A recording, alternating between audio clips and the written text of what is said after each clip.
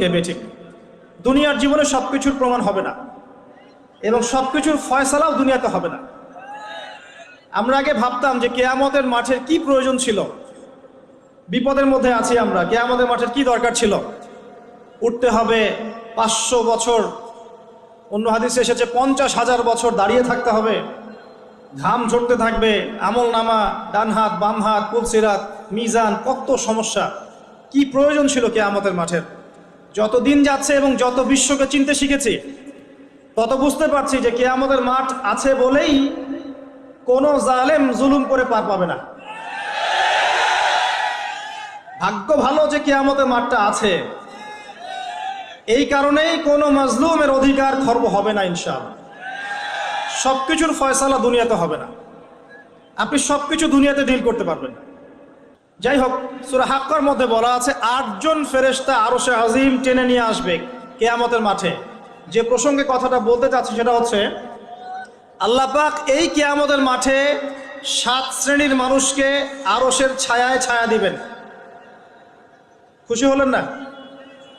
কিয়ামতের মাঠে আল্লাহ পাক 7 শ্রেণীর মানুষকে এই আরশের ছায়ায় ছায়া দিবেন। আমরা কি তাদের অন্তর্ভুক্ত হতে চাই? চান না?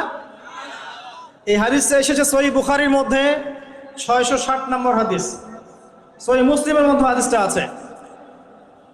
আবু হুরায়রা রাদিয়াল্লাহু আনহু থেকে বর্ণিত, নবী করিম সাল্লাল্লাহু আলাইহি ওয়াসাল্লাম বলেছেন, সাবআতুন, 7 শ্রেণী মানুষ, ইউযিল্লুহুমুল্লাহু ইয়াওমাল কিয়ামাহ ইয়াওমা লা যিল্লা ইল্লা যিল্লুহ।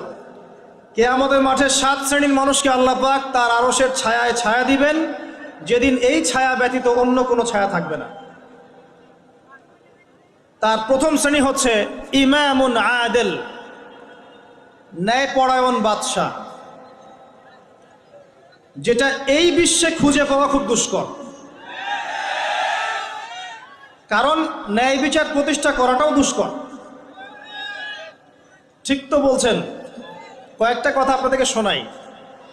যখন একটা কওমের জনগণ মাপে কম দেয়, মিথ্যা কসম করে পণ্য বিক্রি করে এবং পণ্যকে মজুত করে মানুষকে কষ্ট দেয়, আল্লাহ পাক ওই কওমের উপরে দুর্ভিক্ষ চাপিয়ে দেন।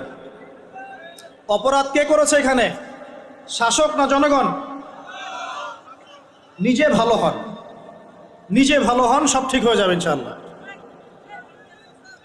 একটা হাদিসে এসেছে, যখন জনগণের মধ্যে অশ্লীলতা বেড়ে যায়, বেহায়াপনা বেড়ে যায়, বেপরদামি বেড়ে যায়, আল্লাহ রাব্বুল আলামিন তখন এমন কিছু রোগ ব্যাধি পাঠান যেগুলো আগে ছিল না। তো এই বেহায়াপনা কে করছে? আমি না আপনি? কেউ চাপিয়ে দিচ্ছে বেহায়াপনা? বেপরদা চলছে কারা?